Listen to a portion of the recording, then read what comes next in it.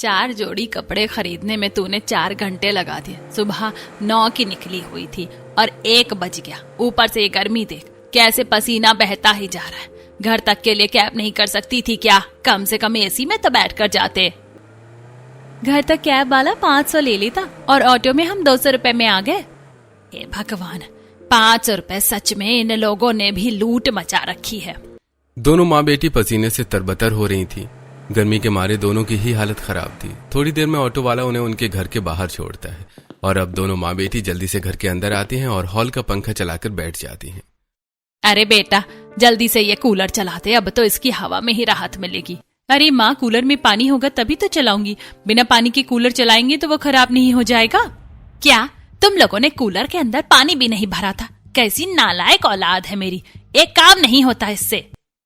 कलावती अपनी बेटी को डांट ही रही होती है कि तभी कलावती का पति कमलेश कमरे से बाहर निकल कर आता है।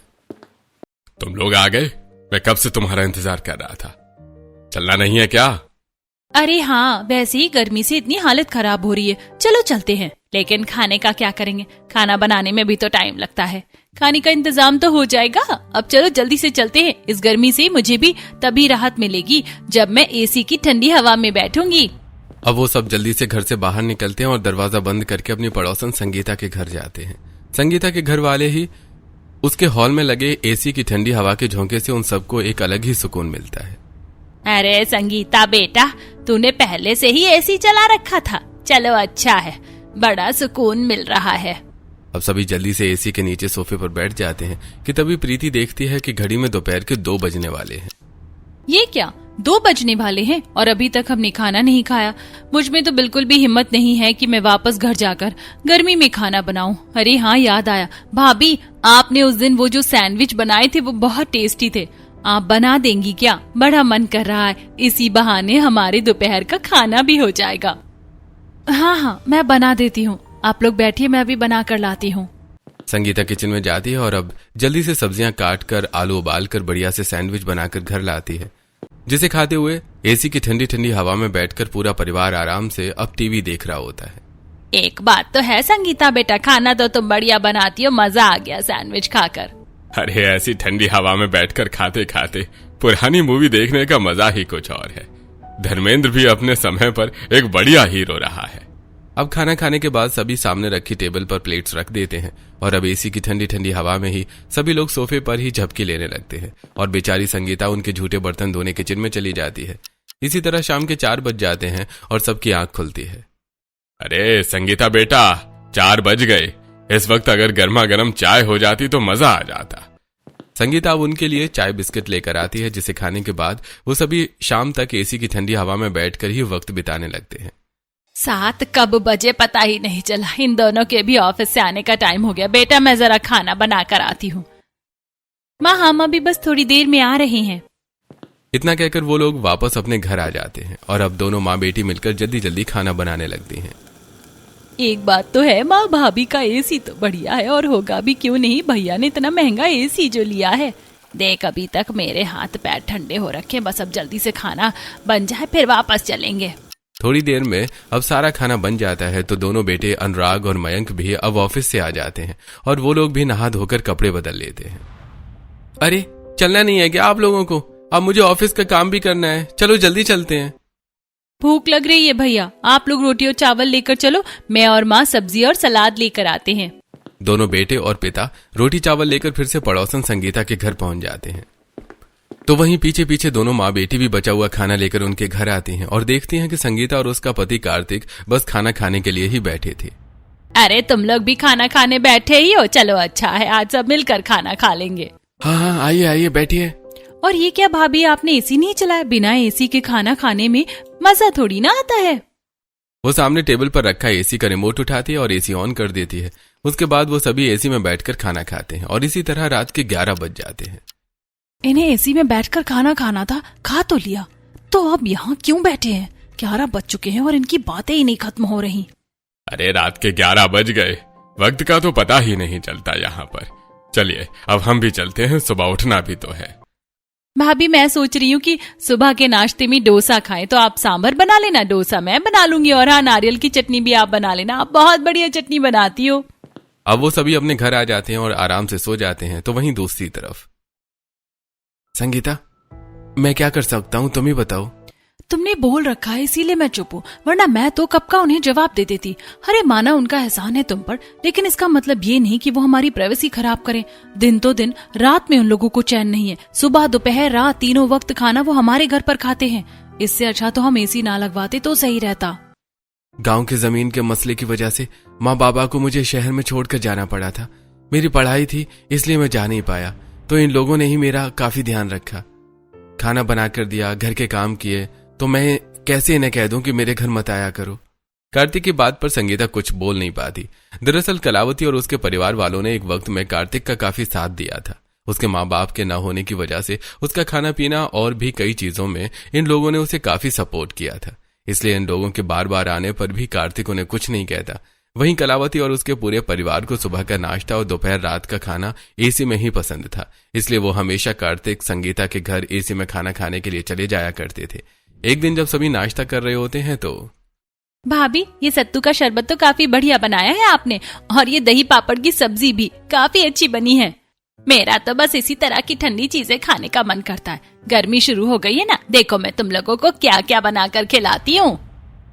लोग बातें करते हुए एसी की ठंडी हवा में बैठकर खाना खा रहे होते हैं। तभी कमलेश देखता है कि अनुराग काफी देर से किसी से फोन पर मैसेज पर बात कर रहा है। अरे बेटा, किससे बात कर रहा है तू इतनी देर से फोन में? कोई खास है क्या? अरे नहीं पापा, वो तो बस एक फ्रेंड है, उसी से बात कर रहा हूं। पापा, भैया झूठ कह रहे हैं, भैया तो अपनी गर्लफ्रेंड से बात कर रहे हैं। अरे नहीं मम्मी पापा, ये तो कुछ भी बोल रहा है, ऐसी कोई बात नहीं है। घबरा मत बेटा, अगर ऐसा कुछ है तो बता दे हमें। वैसे भी अब तेरी शादी लायक उम्र हो चुकी है, अगर तू नहीं बताएगा तो फिर हम तेरे रिश्ते देखना शुरू कर देंगे। कलावती की बात सुनकर अनुराग थोड़ा शर्मा जाता है और अब वो अपनी गर्लफ्रेंड तारा के बारे में सबको बताता है। उसे सुनकर सभी काफी खुश होते हैं और आज पूरा परिवार तारा को देखने के लिए उसके घर जाता है। ठंडा ठंडा शरबत पीजिए, तारा बस आती ही होगी। सभी लोग कोमल का लाया हुआ शरबत पी ही रहे होते हैं कि तभी प्रीति की नजर सामने हॉल में बंद एसी पर पड़ जाती है, जिसे देखकर माँ, इनके घर में तो एसी लगा है पर इन्होंने चालू नहीं किया। बोलिए ना, एसी चालू करेंगे। बहन जी, एसी चला दीजिए ना, कितनी ज्यादा गर्मी हो रही है और देखिए आपको भी कितना पसीना आ रहा है। कलावती के कहने पर कोमल अब एसी चला देती है। तो वहीं थोड़ी देर में तारा भी आ जाती है और सभी तारा से मिलने लगते हैं। अरे भाई साहब, बातें तो काफी हो गई, क्यों ना एक बार आप लोग हमारा घर देख लीजिए। अरे नहीं भाई साहब, हमारे जैसा ही है आपका घर, अब क्या ही करेंगे देखकर। सामने से उठना न पड़ जाए, पूरा परिवार अपनी जगह से हिलता ही नहीं है। थोड़ी देर में कोमल आती है। खाना बन गया है, सब हाथ धोकर डाइनिंग टेबल पर आ जाइए। अरे आंटी जी, क्यों तकलीफ की आपने, और अब इसमें डाइनिंग टेबल पर आने की क्या बात है, हम सब यहीं खा लेते हैं। वैसे भी इस एसी की ठंडी ठंडी हवा के सामने से उठकर जाने का मन नहीं कर रहा है। अनुराग के परिवार वालों की आदत तारा और उसके घर वालों को थोड़ी अजीब लगती है। अब सभी हॉल में बैठकर ही खाना खाते हैं और कुछ ही देर में शाम के 7 बज रहे होते हैं। अरे 7 बज गए, आपको निकलना नहीं है क्या? घर पहुंचते पहुंचते भी 9 बज जाएंगे। अरे हाँ भाई साहब, बस जा ही रहे हैं। वो अगर आप कैब बुक कर देते तो थोड़ा सही रहता, क्योंकि इस वक्त रिक्शा मिलेगा नहीं। एसी वाली गाड़ी देखिएगा, रास्ते में ट्रैफिक बहुत लगता है ना, तो गर्मी से हालत खराब हो जाती है।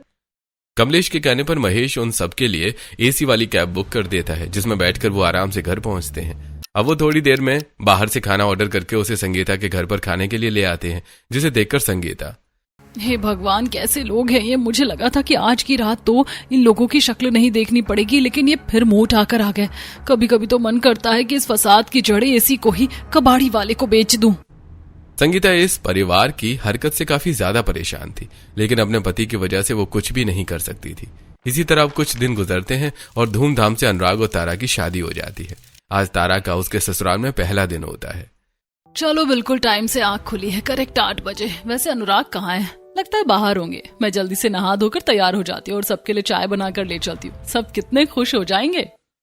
जैसे वो तैयार होकर बाहर हॉल में आती है तो देखती है कि वहां कोई भी नहीं है। जब वो किचन में जाती है तो वहां पहले से ही चाय का झूठा बर्तन रखा होता है। चाय तो पहले ही बन चुकी है और घर में भी कोई नहीं दिख रहा। सब हैं कहाँ? जैसे ही किचन से बाहर आती है तो देखती है कि उसकी नंद प्रीति बाहर से आ रही है। भाभी, आप उठ गई? मैं आपको ही देखने आ रही थी। चलो अच्छा है, तैयार हो गई, अब नाश्ते के लिए चलते।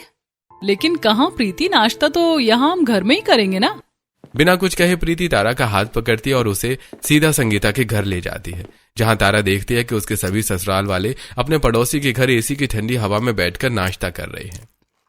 लहो, तैयार भी हो गई, अच्छा है। तू सो रही थी तो हमने तुझे परेशान नहीं किया, सोचा थोड़ी देर में उठ जाएगी तो हम बुला लेंगे तुझे। चल अब आजा, जल्दी से नाश्ता कर ले। संगीता भाभी, थोड़ा एसी का टेम्परेचर कम करो ना, आज तो बहुत ज्यादा ही गर्मी है। संगीता एसी 18 से 16 कर देती है। अब तारा अपने सभी ससुराल वालों के साथ नाश्ता करने के लिए बैठी है। शादी के अगले दिन इस तरह किसी पड़ोसी के घर पर नाश्ता करना तारा को काफी अजीब लग रहा होता है।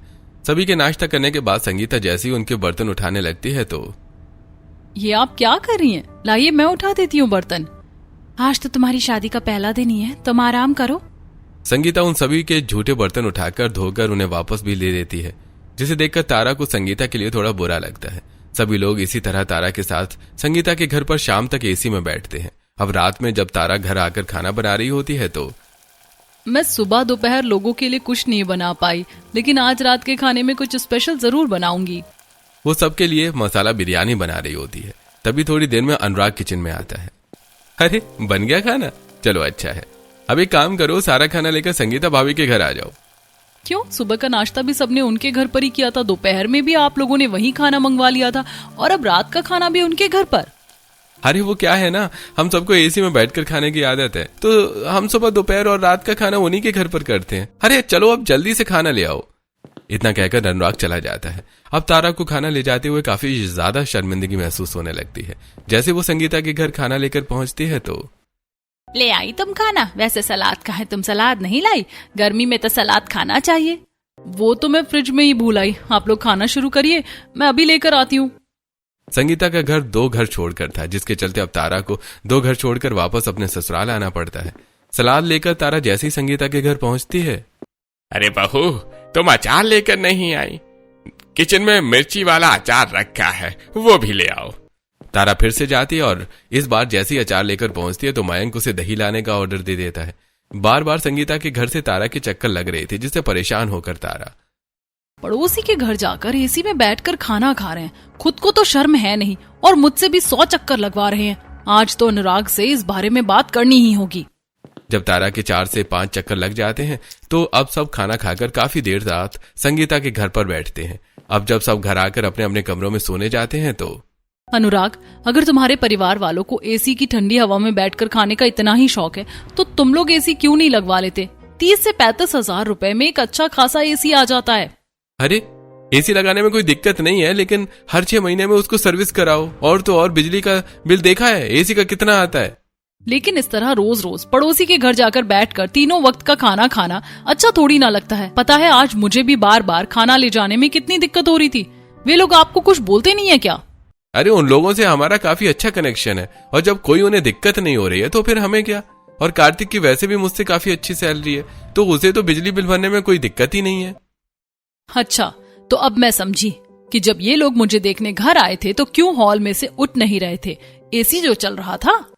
अब इसी तरह से 2-3 दिन गुजर जाते हैं। तारा दोपहर का खाना बनाकर डाइनिंग टेबल पर लगा रही होती है, तभी तारा के सास ससुर और नंद, अरे बहू, ये खाना यहाँ क्यों लगा रही? हफ्ता भर हो गया तुझे अभी तक पता नहीं चला कि हम लोग खाना नाश्ता सब कुछ संगीता के घर पर ही करते। इतनी गर्मी में बिना एसी के हमारे गले से निवाला नहीं उतरता। माँ जी, दोपहर के 2 बज रहे हैं, क्या पता संगीता सो रही हो, और इस तरह रोज रोज किसी को डिस्टर्ब करना अच्छा थोड़ी ना लगता है। संगीता नहीं सोती है दोपहर में, पता है हमें, इतने समय से उनके घर जाते आ रही है। चलो अब आप जल्दी से खाना ले आओ हम सब के लिए, और हाँ, आते हुए छाछ भी ले आना। अपने ससुराल वालों को फिर से पड़ोसी के घर एसी में खाना खाने के लिए जाते देखकर तारा का मुंह बन जाता है। अब तारा 2 से 3 चक्कर में बार बार खाना ले जाने लगती है। तभी जल्दबाजी में तारा एक कुत्ते की पूंछ पर पैर रख देती है, जिससे वो कुत्ता तारा को देखकर भौंकने लगता है। अब तारा भागते भागते अपने घर आती है और दरवाजा बंद कर लेती है। बड़ा काला कुत्ता था, अगर काट लेता तो पता नहीं कितने इंजेक्शन लगवाने पड़ते मुझे। इन लोगों को तो शर्म है नहीं, मुझे भी अपनी तरह बेशर्म बना रहे हैं। अगर ऐसा कोई पड़ोसी मेरा होता ना तो मैं तो एक बार में धक्के देकर निकाल देती घर से। तारा के ससुराल वालों का ये एसी के लिए दीवानापन सिर्फ पड़ोसन के घर तक ही सीमित नहीं था। एक दिन जब कमलावती एटीएम से पैसे निकालने के लिए गई होती है तो अरे वाह, एसी की कितनी ठंडी ठंडी हवा आ रही है। एक काम करती हूँ, 10 मिनट यहीं बैठ जाती हूँ, बाद में निकाल लूंगी पैसे। गर्मी से आई कलावती एटीएम में लगे ठंडे एसी के सामने आराम से साइड में रखे स्टूल पर बैठ जाती है। उसे बैठे बैठे 1 से 1.5 घंटा हो जाता है तो एटीएम के अंदर लगे कैमरे पर नजर रख रहे लोगों को कलावती पर शक होने लगता है। वो लोग जल्दी से पुलिस को इन्फॉर्म करते हैं और थोड़ी देर में पुलिस एटीएम पर पहुंचती है और कलावती को देखकर, हमारे पास कंप्लेंट आई है कि तकरीबन 2 घंटे से आप यहीं पर हैं। क्या काम है आपको एटीएम में? पुलिस साहब, वो तो मैं पैसे निकालने के लिए आई थी, लेकिन गर्मी लग रही थी तो मैं एसी के सामने बैठ गई। अच्छे से जानता हूं तुम जैसे लोगों के बहाने। कम से कम अपनी उम्र तो देखो, ये कोई उम्र है चोरी चकारी करने की? कलावती पुलिस को समझाने की कोशिश करती है तो पुलिस भी कलावती की उम्र को देखते हुए उसकी बात मानकर उसके घर जाती है, जहां पूछताछ करने पर उन्हें कलावती पर कोई शक नहीं होता। समझाइए अपनी सास को, वो एटीएम है, कोई एसी की ठंडी हवा खाने की दुकान नहीं है। दोबारा ऐसा हुआ तो हम उन्हें यहाँ छोड़ने के बजाय सीधे पुलिस स्टेशन ले जाएंगे। आई एम सॉरी सर, दोबारा ऐसा कभी नहीं होगा। पुलिस के जाते ही अब तारा, माँ जी मिल गया सुकून आपको। आज आपकी इस हरकत की वजह से पुलिस घर पर आ गई। अगर वो आपकी बात नहीं मानती और पुलिस स्टेशन ले जाती तो कितनी बेइज्जती होती हमारी। कैसे ले जाती बहू, जान पहचान है हमारी भी पुलिस स्टेशन में। कलावती की बात सुनकर तारा को काफी गुस्सा आता है, लेकिन अब वो क्या ही कर सकती थी। ऐसे कुछ दिन गुजरते हैं और आज सुबह का नाश्ता लिए जब सभी लोग संगीता के घर जा रहे होते हैं तभी वो देखते हैं कि संगीता गेट पर ताला लगाकर कहीं बाहर जा रही है। अरे भाभी, आप कहीं बाहर जा रही हैं क्या? कुछ काम था तो इसीलिए जा रही थी। लगता है आज आप लोगों को अपने ही घर पर नाश्ता करना होगा। तो चाबी दे देना हमें, हम घर खोलकर आराम से एसी चलाकर नाश्ता कर लेंगे। तेरे आने तक घर भी ठंडा हो जाएगा। माँ जी, जब कोई घर पर नहीं है तो भला हम उनके घर पर क्या करेंगे? कोई बात नहीं, आज हम सब अपने घर पर नाश्ता कर लेंगे। अरे संगीता भाभी, आपको क्या हम पर इतना भरोसा भी नहीं है? हम आपके घर में चोरी थोड़ी ना कर लेंगे। संगीता प्रीति की इस बात पर क्या ही बोलती, जिसके चलते अब उसे अपना प्लान कैंसिल करके घर खोलना ही पड़ता है। सभी लोग आराम से एसी की ठंडी हवा में बैठकर नाश्ता कर रहे होते हैं तो दूसरी तरफ कॉल पर संगीता अपनी सहेली अपर्णा को सारी बात बताती है। यार वो कैसे पड़ोसी हैं? तेरी जगह कोई और होता ना तो इतना बर्दाश्त नहीं करता। एक तो इतने महीने बाद हमारा मिलने का प्लान हुआ और ऊपर से उन लोगों की वजह से हमारा सारा प्लान कैंसिल हो गया। क्या ही करूं यार, मैं तो सिर्फ कार्तिक की वजह से चुप हूं, वरना तू तो मुझे जानती है। ऐसे दिन गुजरने लगते हैं। तारा बाजार से सामान लेकर घर लौट रही होती है कि तभी उसे एसी रिपेयरिंग की एक दुकान दिखती है, जहां सेल के लिए एक एसी रखा होता है, जिसे देखकर तारा उस दुकान पर जाती है। मुझे एक एसी लेना था सेकेंड हैंड, वैसे ये कितने का पड़ जाएगा? भाई ये तो आपको सिर्फ 7,000 रुपए में पड़ेगा। दाम तो ठीक है लेकिन टिकाऊ तो है ना। ऐसा तो नहीं है कि महीने भर में खराब हो जाए या बिजली का बिल ज्यादा आने लगे। मैडम सिर्फ दिखने में पुराना है, वरना 1 साल से पुरानी चीज नहीं है ये, आप लेकर जाइए। तारा के अकाउंट में उसकी शादी के शगुन के कुछ पैसे पड़े होते हैं, जिसे अब तारा ससुराल वालों से परेशान होकर उन पैसों से सेकंड हैंड एसी ले ही लेती है। और जब वो उसे लेकर घर जाती है तो अरे माना कि काफी सस्ता एसी है, लेकिन इसके बिजली का बिल का क्या करेंगे? वो तो महंगा ही आएगा ना। अरे आप लोग उसकी फिक्र मत करिए, दुकानदार ने बताया है कि इस एसी को चलाने से ज्यादा बिजली का बिल नहीं आता।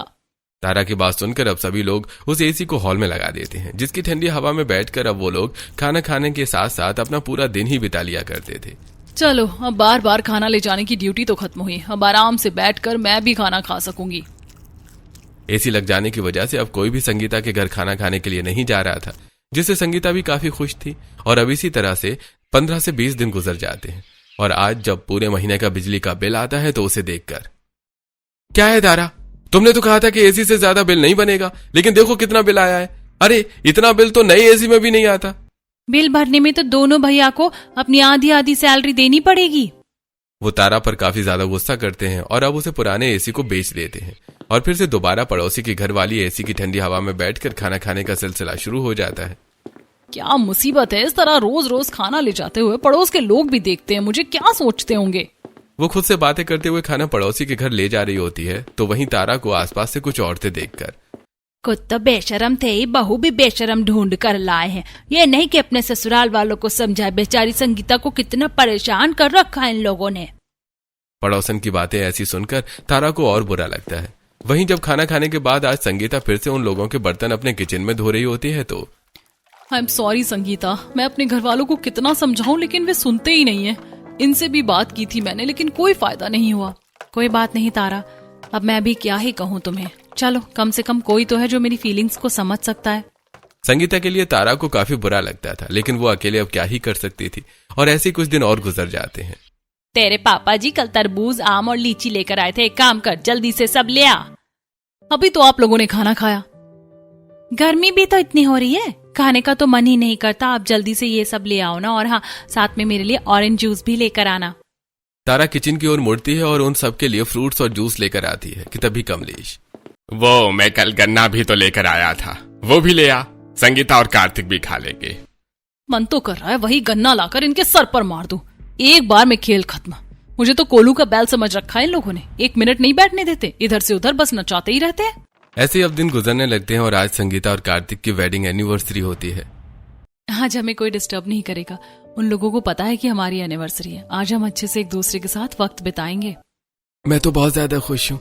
मैंने तो एक रोमांटिक प्लेलिस्ट भी बना ली है जिस पर हम डांस करेंगे। दोनों हस्बैंड वाइफ अपनी वेडिंग एनिवर्सरी को लेकर काफी ज्यादा खुश होते हैं।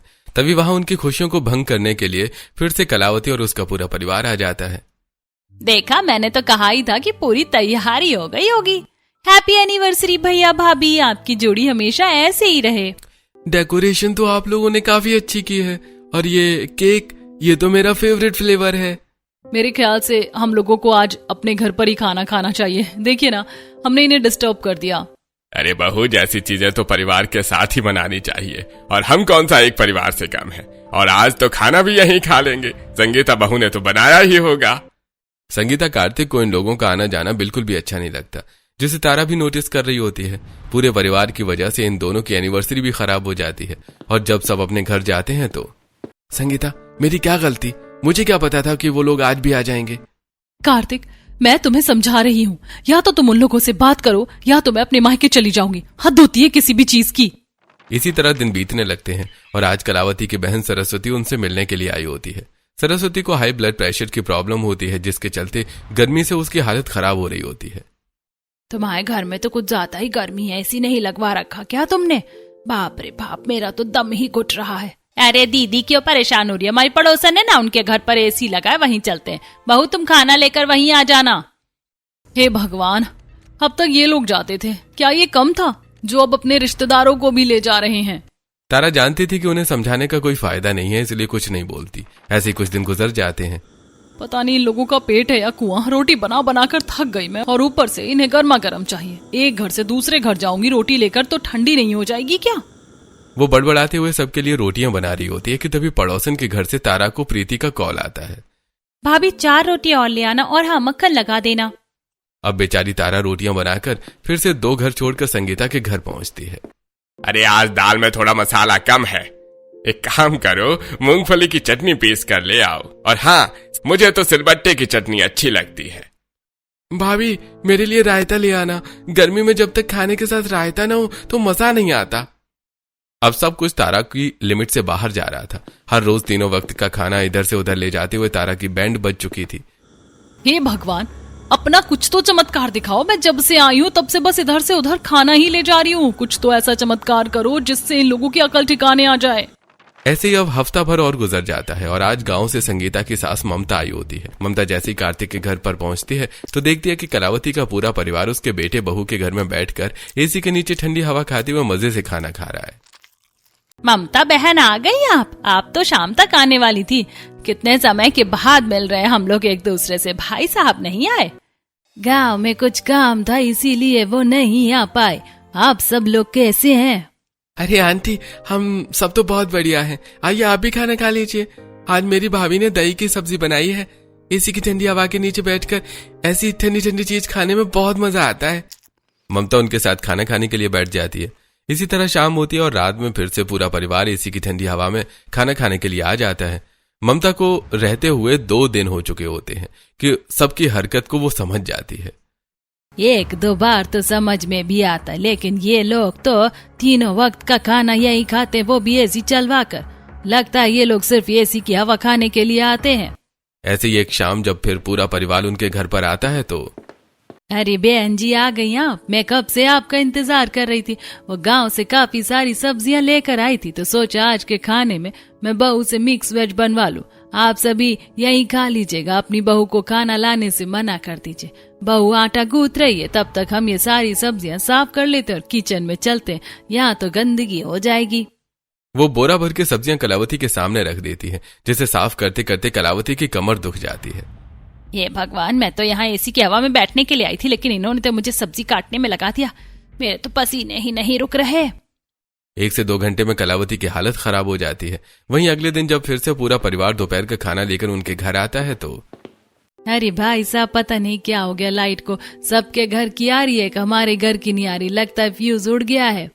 बिना लाइट के तो एसी चल नहीं सकता था, जिसके चलते अब वो सभी वापस घर आ जाते हैं। और जब शाम में वो लोग फिर से रात के खाने के लिए उनके घर आते हैं तो आ गए आप लोग। मैं कब से आपका इंतजार कर रही थी। वो घर के कोने कोने में जाले हो गए। आप और आपके दोनों बच्चे अगर चढ़कर जाले साफ कर देंगे तो ठीक रहेगा, वरना घर में बरकत नहीं आती। मेरा बेटा तो 2 दिन के लिए बाहर गया, वरना मैं उसी से करवा लेती। नहीं बहन जी, ये भी तो हमारा ही परिवार है। बड़े प्यार से ममता कमलेश और उसके दोनों बेटों से पूरे घर के जाले साफ करवा देती है। और जब एसी में बैठने की बारी आती है तो एसी के रिमोट में तो सेल ही नहीं है। बहू, मैंने कहा था ना कि नए ले आना। अब तो दुकानें भी बंद हो गई होंगी। लगता है आज भी बिना एसी की ठंडी हवा के खाना खाना पड़ेगा। जब से ममता गांव से आई थी तब से पूरे परिवार ने बिल्कुल ना के बराबर ही बैठकर एसी की ठंडी हवा में खाना खाया था। ऐसे ही एक दिन चलो आज तो आराम से बैठकर नाश्ता कर रहे हैं हम लोग, वरना बिना एसी के तो मेरा कुछ खाने का ही मन नहीं करता। जल्दी नाश्ता करके ऑफिस के लिए निकलो, आज काफी लेट हो गया है। सभी लोग नाश्ता कर ही रहे होते हैं कि तभी संगीता आती है। वो जो हमने घर की सफाई के लिए औरत को बोला था, उसने तो आने से मना कर दिया। और कल घर में इतनी बड़ी पूजा है, मैं अकेले पूरे घर की सफाई कैसे करूंगी। तो क्यों परेशान हो रही है? ये लोग है ना, ये भी तो हमारा ही परिवार है। क्यों बहन जी, आप लोग करवाएंगे ना सफाई? मामा, ये अच्छा थोड़ी ना लगता है। इन लोगों को तकलीफ होगी। कैसी तकलीफ? अपने ही तो हैं। अब अपने अपनों के काम नहीं आएंगे तो कौन काम आएगा? ममता की बात सुनकर सभी का मुंह बन जाता है और अब वो लोग मना भी नहीं कर सकते थे। इसके बाद अब सब घर के कामों में लग जाते हैं। जहां प्रीति घर की डस्टिंग करती है तो वहीं कलावती अपनी बहू के साथ मिलकर पूरे घर में झाड़ू लगा रही होती है।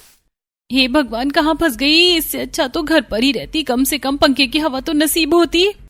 ऐसी ममता पूरे घर वालों से काफी अच्छे से अपने घर की सफाई करवा देती है। वहीं अगले दिन जब एक बार फिर से पूरा परिवार खाने के लिए उनके घर आता है तो अरे आज तो आप लोगों ने एसी नहीं चलवा रखा है, एसी चलवा दीजिए, बहुत गर्मी लग रही है।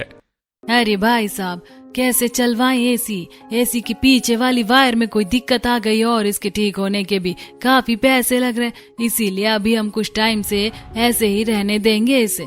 जब इसका सीजन कम होगा तब करवाएंगे, पैसे तो ज्यादा नहीं लगेंगे। लेकिन एसी ऐसे कैसे खराब हो गया? इसको तो आए हुए 7-8 महीने ही हुए हैं। एसी खराब हो जाने की वजह से अब पूरे परिवार को हार कर अपने ही घर पर तीनों वक्त का खाना खाना पड़ता है। वहीं एसी में खाने की पूरे परिवार को इस तरह की आदत लग चुकी थी कि अपने घर पर बिना एसी के 1 से 2 रोटी नहीं खा पाते थे, जिसे देखकर तारा, आप लोग मेरी बात मानिए और घर पर ही एसी ले आइए। मयंक का भी हाल फिलहाल में प्रमोशन हुआ है और प्रीति की भी नौकरी लग गई है। घर में 3 लोग हैं कमाने वाले। अगर 2 एसी आ जाते हैं तो भी दिक्कत नहीं है, और हम हिसाब से एसी चलाएंगे ना, जिससे ज्यादा बिजली का बिल ना हो। भाभी की बात ठीक लग रही है, बिना एसी के बिल्कुल नहीं रहा जाता। मैं भी यही सोच रही हूँ, एसी ले ही आते हैं। अगर ऐसा ही है तो ले आओ भाई, अब बिना एसी के तो मैं भी नहीं रह पाती। ससुराल में 2 एसी आ जाते हैं, जिससे एक एसी सास के कमरे में और दूसरा एसी हॉल में लगता है, जिससे पूरा परिवार आराम से बैठकर अपने घर में एसी की ठंडी हवा में खाना खाता है। अपने घर में बैठकर ठंडी हवा के नीचे नाश्ता करने में एक अलग ही सुकून आता है। किचन से डायरेक्ट बिल्कुल गर्मा गर्म नाश्ता आ जाता है, वरना पहले बहू गर्म नाश्ता ठंडा करके और ठंडा नाश्ता गर्म करके ला कर देती थी। ससुराल में एसी लग जाने की वजह से तारा काफी ज्यादा खुश थी। वहीं आज तारा सबको नाश्ता देकर वापस संगीता के घर जाती है, जहां संगीता और उसकी सास ममता बैठी होती हैं। ये सब कुछ ममता का एक नाटक था जो उन्होंने संगीता और तारा के साथ मिलकर किया था। क्या बताऊं आंटी जी, ससुराल से परेशान हूँ। संगीता भाभी को भी काफी दिक्कत होती है और मेरा तो पूछिए ही मत। अरे मैंने संगीता से काफी पूछा, लेकिन उसने मुझे बताया नहीं। जब कार्तिक से पूछा तब जाकर बात सामने आई। माना उन लोगों ने हमारा काफी साथ दिया है, मदद की है, लेकिन इसका मतलब ये नहीं कि सर पर चढ़कर जाए। ममता के प्लान की वजह से अब आगे संगीता और कार्तिक को प्राइवेसी मिल जाती है, तो वहीं तारा की भी खाना ले जाने की ड्यूटी खत्म होती है और वो सब आराम से अपने ही घर में एसी में बैठकर खाना खाते हैं।